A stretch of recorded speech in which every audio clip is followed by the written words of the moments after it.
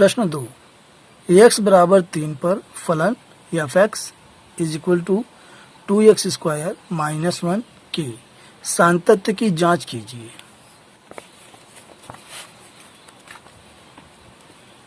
दिया है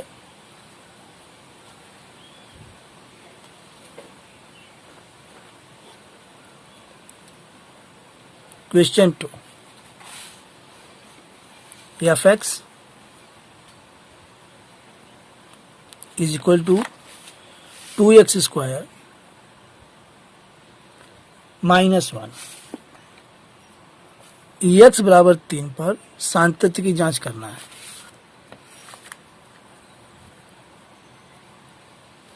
x बराबर 3 पर, तो यहाँ सिंगल फलन है और इस पर हम डायरेक्ट मान रख देंगे।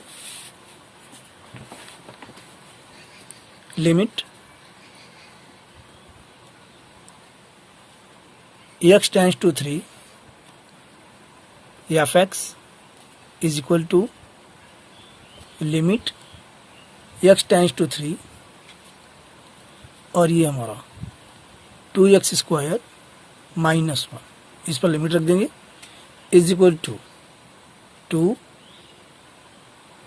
3 की पावर 2 माइनस 1, तो हो जाएगा 3 त्रिका 9, 9 दूनी 18, 18 माइनस 1 आ गया ये 17। तो यहाँ पर हमारा ये कांस्टेंट फलन आया है, इसलिए x बराबर 3 पर यह फलन सतत है। तो यहाँ हम लिख सकते हैं चूंकि limit x tends to 3 F x is equal to F of सी।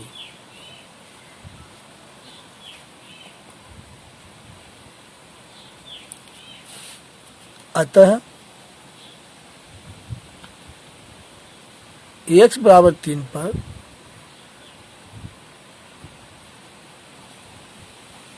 दिया गया फलन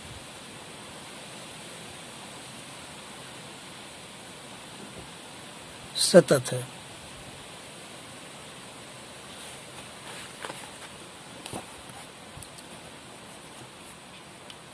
क्वेश्चन 3, निम्नलिखित फलनों के सातत्य की जांच कीजिए। तो यहाँ पर क्वेश्चन 3 में 4 पार्ट हैं, 4 भाग हैं और चारों ही बहुत ही बेहतरीन क्वेश्चन है। तो इसका part a, f x is equal to x minus 5, यहाँ पर फलन दिया है लेकिन कोई बिंदु नहीं दिया है। आइए इसे सॉल्व करते हैं।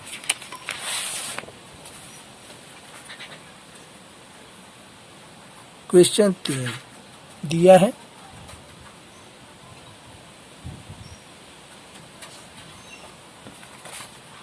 एफ एक्स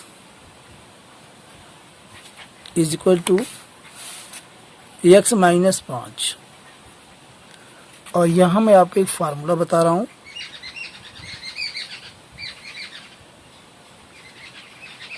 फार्मूला, प्रत्येक बहुपदी फलन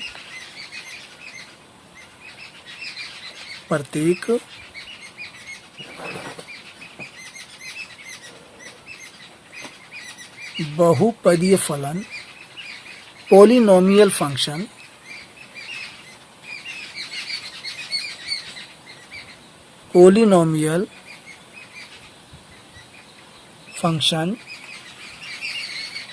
सातत्य यानी कि सातत्य सतत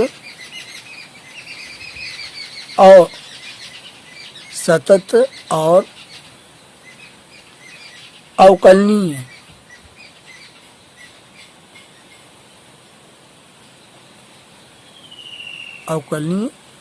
होता है। तो यहाँ पर x माइनस 5 एक बहुपदी फलन है, चूंकि x माइनस 5 एक बहुपदी फलन है, अतः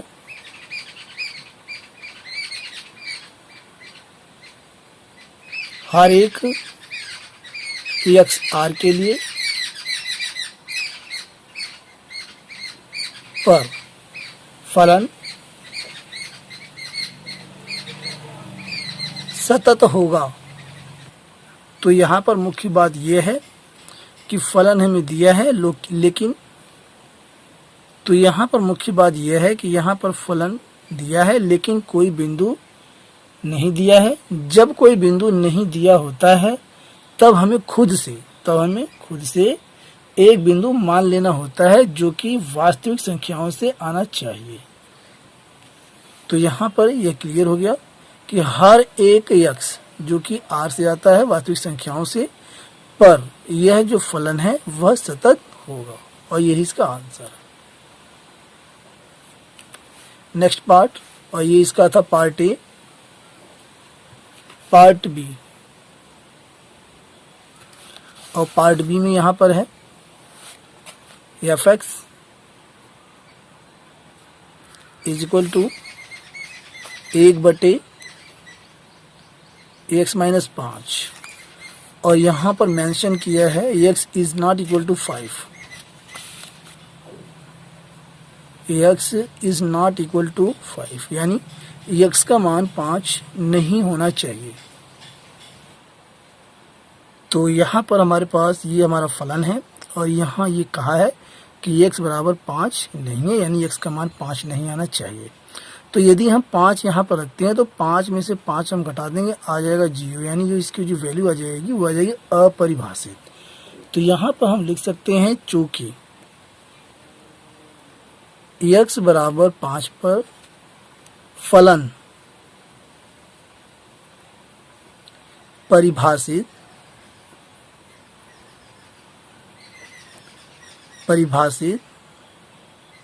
और नहीं है। जब फलन परिभाषित नहीं होगा तब जो है फलन जो है सतत नहीं होगा। तो यहाँ पर हम लिख सकते हैं अतः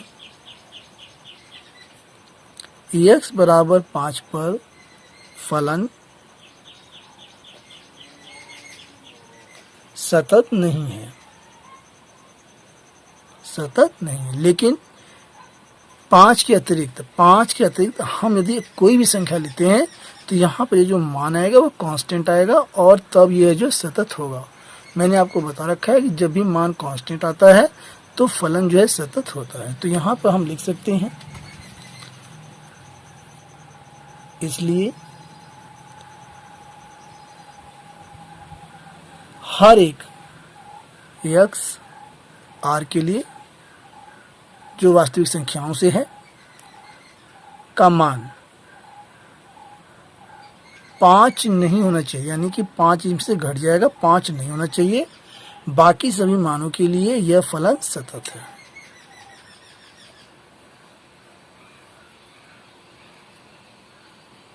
के लिए यहाँ लिख देंगे के लिए सतत है।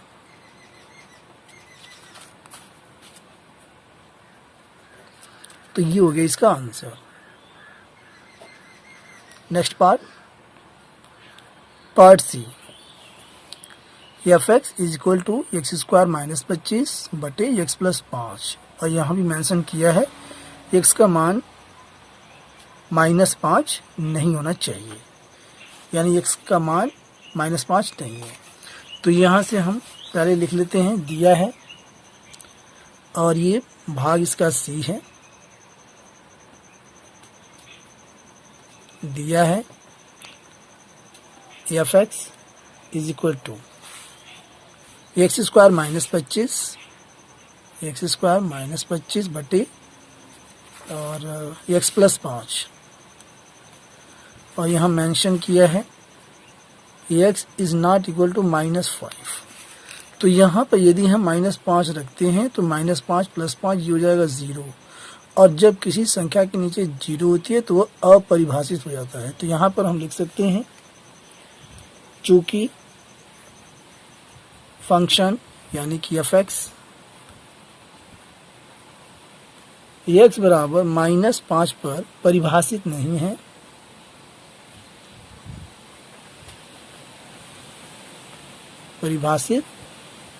है, इसलिए एफ एक्स x बराबर -5 पर सतत नहीं है। जब परिभाषित नहीं होगा तो सतत भी नहीं होगा, पर सतत नहीं है। लेकिन यहाँ पर यदि हम -5 के अलावा और यदि कोई संख्या रखते हैं तो यहाँ पर इसका जो मान आएगा वह कांस्टेंट आएगा, तब यह फलन जो है सतत होगा। लेकिन -5 को छोड़कर, यानी x का मान -5 आप नहीं रख सकते हैं। तो यहाँ हम लिख सकते हैं, अतः ये हमारा आंसर हो चुका है। अतः हर एक x के लिए जो वास्तविक संख्याओं से है, इसमें -5 नहीं होना चाहिए, पर फलन सतत है। और ये है इसका आंसर। लास्ट पार्ट और पार्ट डी इसका आ गया है। और पार्ट डी में है f(x) = mod ऑफ x - 5। तो यहाँ पर दिया है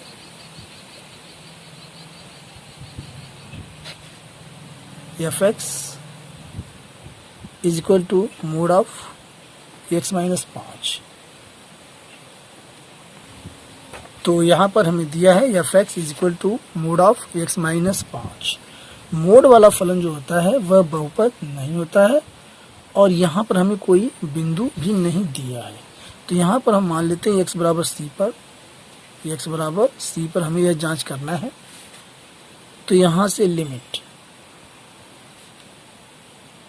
x tends to c f(x) = limit x tends to c, और यहाँ पर फंक्शन हमारा है mod ऑफ x - 5।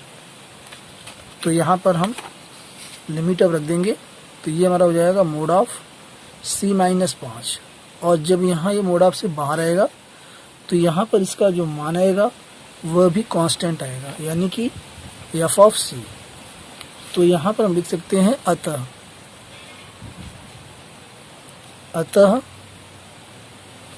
यह फलन सतत है, और यही इसका आंसर है।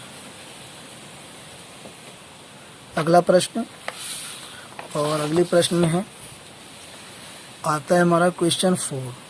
सिद्ध कीजिए कि फलन f(x) = x⁴n x बराबर n पर सतत है, जहाँ n एक धन पूर्णांक है। तो यहाँ पर ये जो n है यह एक धन पूर्णांक है, और यहाँ ये हमें ये फलन दिया है।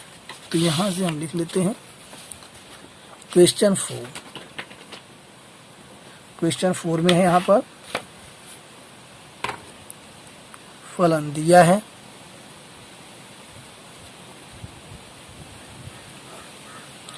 f(x) = x⁴n, और यह जो हमारा फलन है x⁴n यह एक बहुपदी फलन है। तो यहाँ पर चूंकि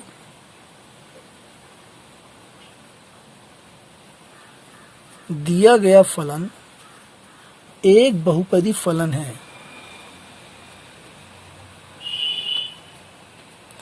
एक बहुपदी फलन है, और मैंने आपको बता रखा है कि जब फलन बहुपदी होता है तब वह सतत और अवकलनीय होता है। अतः दिया गया फलन सतत है। अतः दिया गया फलन सतत है। थोड़ा सा इसको और क्लियर कर देते हैं। यदि x, अब यह r यानी ये जो x का मान है यह वास्तविक संख्याओं से है, x बराबर n ये दिया है, और n एक धन पूर्णांक है, पर यह फलन सतत है। अतः फलन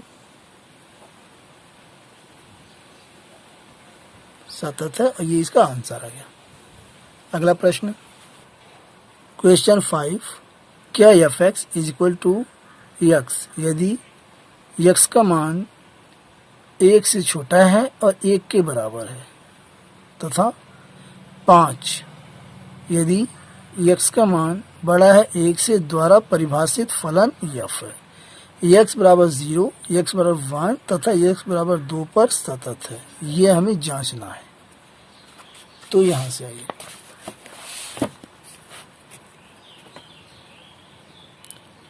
क्वेश्चन 5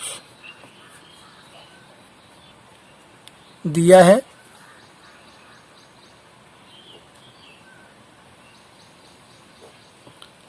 और f x is equal to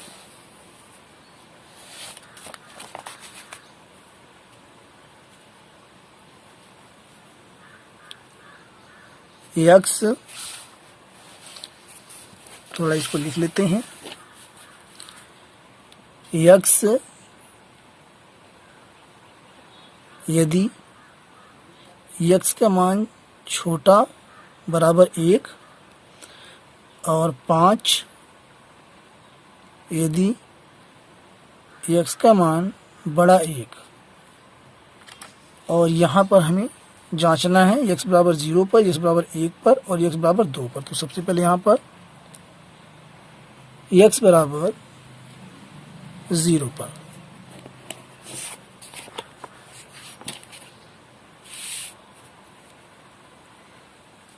और यहाँ पर टाइप हमारी बदल गई है, और यहाँ से पहले ये सिंगल फलन थे, अब यहाँ से डबल फलन आने लगे हैं, और इनके लिए हमें left hand limit, right hand limit और यहाँ पर फलन का मान, ये तीनों बराबर होना चाहिए सतत के लिए। तो यहाँ से लेफ्ट हैंड लिमिट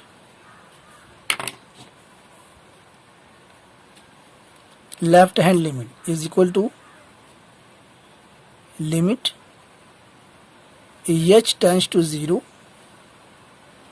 और यहाँ पर जो ये लेफ्ट हैंड लिमिट हमारी ये 0 से कम होगी, 0 से कम के लिए है। तो यहाँ पर फलन 0 minus h is equal to limit h tends to 0, और यहाँ से आ जाएगा हमारा माइनस एच। अब इस पर हम लिमिट रख देंगे, तो -0 आ गया, यहाँ से 0, ये हमारा आ गया इक्वेशन नंबर 1। और यहाँ पर है ये लेफ्ट हैंड लिमिट, ये कहा है 0 से कम के लिए, तो यहाँ पर x का जो मान है वह 1 से कम है, 1 से कम के लिए, तो 1 से कम के लिए हम इसी फलन को यहाँ पर लेंगे, ये वाला फलन, और x के स्थान पर हमें ये -h यहाँ पर रखना है। तो यहाँ से अब हम लेंगे right hand limit is equal to limit h tends to 0, अब यहाँ पर 0 से बड़ा होगा, 0 से अधिक के लिए, तो ये हो जाएगा हमारा फलन 0 plus h is equal to limit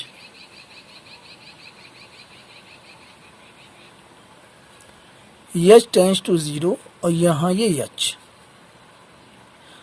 अब यहाँ हम मान यहाँ पर रख देंगे लिमिट जो है, तो ये आ जाएगा 0, ये आ जाएगा 0, और यहाँ देखिए x का जो मान यहाँ पर है वह जो है 1 से छोटा है, 1 से छोटे के लिए है, और यहाँ पर जो है x का जो मान है 1 से बड़े के लिए 5, तो इसे हम नहीं ले सकते हैं, और इसे हमें जो है 0 से बड़े के लिए भी लेना होगा, क्योंकि यहाँ पर 1 से कहा है, 1 से बड़े के लिए, और यहाँ पर हमें 0 से 1 के बीच में लेना है, यानी कि 1.1, 1.2, 1.3, यानी कि राइट हैंड लिमिट के लिए। तो यहाँ से भी हम इसी को लेंगे राइट हैंड लिमिट के लिए भी। ये क्लियर हो गया। तो यहाँ पर आ गया 0 और ये आ गया हमारा सेकेंड। अब यहाँ पर हम फलन का मान निकालेंगे, लिमिट x टेंड्स टू 0 और यहाँ पर हमारे पास है f of x is equal to, और यहाँ पर लिमिट x टेंड्स टू 0 और यहाँ पे फलन हमारा ये x है, तो यहाँ पर आ गया ये x is equal to limit रख देंगे, आ गया 0, यानी ये भी तीसरा हमारा समीकरण में आ गया 0। तो यहाँ पर हम लिख सकते हैं चूंकि left hand limit is equal to right hand limit is equal to F of C, यानी कि ये भी कांस्टेंट आया है, तो यहाँ से यानी कि जो फलन का मान भी कांस्टेंट आया है, अतः x बराबर 0 पर फलन सतत है, और ये होगी इसका आंसर। अब x बराबर 1 पर हम चेक करेंगे, x बराबर 1 पर, तो यहाँ पर हम लेफ्ट हैंड लिमिट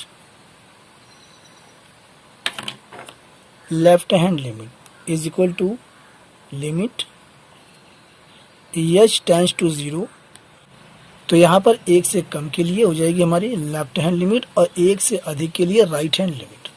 तो 1 से कम के लिए कह रहा है x का जो मान है वह 1 से कम के लिए है, तो ये हमारा जो है यहाँ पर फंक्शन यहाँ पर हो जाएगा।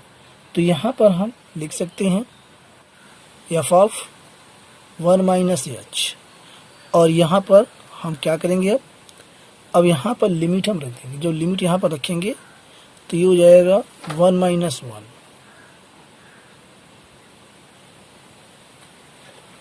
अब यहाँ पर हम लिमिट रख देंगे तो 1 माइनस 0, यहाँ पर आ गया ये 1। अब निकाल लेते हैं राइट हैंड लिमिट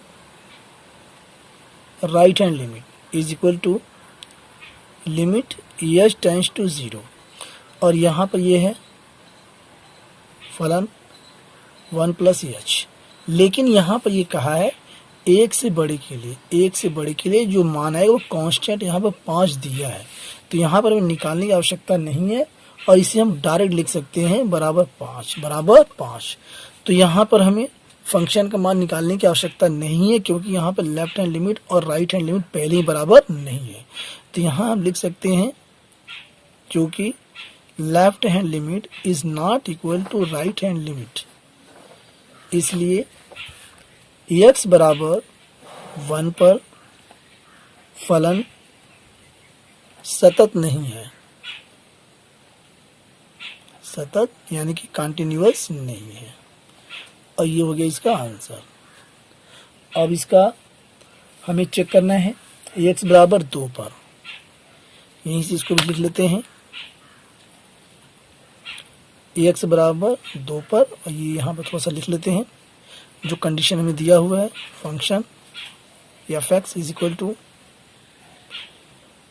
x, और ये दिया है x से छोटा बराबर 1 और 5 x बड़ा 1, तो यहाँ पर इसे हमें सॉल्व करना है x बराबर 2 पर, तो 2 से कम के लिए यानी कि left hand limit is equal to limit h tends to 0, और यहाँ पर हमारे पास है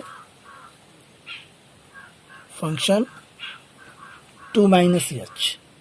अब यहाँ पर ये कह रहा है कि 2 से कम के लिए, तो यहाँ पर ये क्या है, x का मान 1 से कम और 1 के बराबर, हमें क्या चाहिए 2 से कम, तो ये हम नहीं ले सकते हैं, तो यहाँ पर ये हमारा होगा यानी कि 1 से बड़ा, x का मान 1 से बड़ा यानी कि 2 के लिए, यानी 1 से और 2 के बीच में यहाँ पर रहेगा, तो ये हमारा डायरेक्ट ये जो है कांस्टेंट यानी ये दिया हुआ है, ये हमें जो इसका मान रखना होगा। तो यहाँ पर ये आ गया बराबर 5। अगला यहाँ पर right hand limit is equal to limit h tends to 0, और ये f 2 प्लस h। अब यहाँ राइट हैंड लिमिट के लिए 2 से अधिक के लिए, तो यहाँ ये तो ले नहीं सकते क्योंकि इसकी सीमा 1 है और 1 के बराबर, और ये यहाँ पर 1 से बड़ा, तो यहाँ पर राइट हैंड लिमिट के लिए भी इसका मान ये हो जाएगा 5। अब यहाँ पर फंक्शन का मान f2 इज इक्वल टू, तो यहाँ पर जो फंक्शन का जो मान होगा तो इसे तो हम ले नहीं सकते, तो यानी कि फंक्शन के डायरेक्ट मान यही है बराबर 5।